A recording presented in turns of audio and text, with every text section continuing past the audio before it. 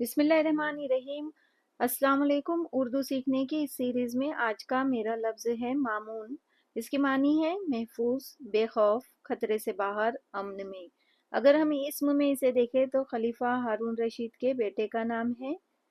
इस तरह से ये मामून को लिखते हैं।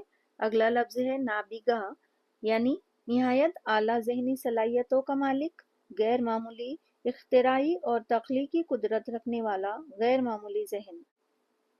अरब के मुत्तहिद शोरा का आम नाम।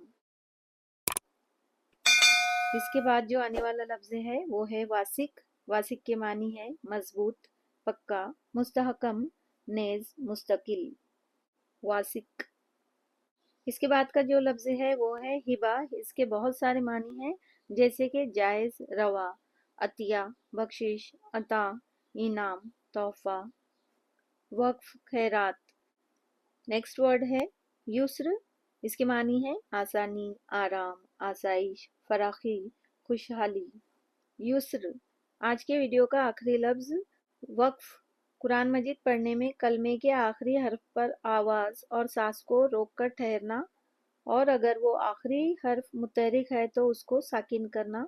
जायदाद वगैरह अच्छे मकासद के लिए मखसूस कर देना, खैरात के तौर पर नफ़ा या रकम या इमारत वगैरह आम मफाद के लिए देना। नेज़ किसी जायदाद या ज़रिया आमदन को इस तरह तसर्रुफ में रखना कि इसका नफ़ा रिफ़ाए आम के लिए मखसूस हो। ये थे वक्फ के मानी। शुक्रिया। अल्लाह हाफिज़।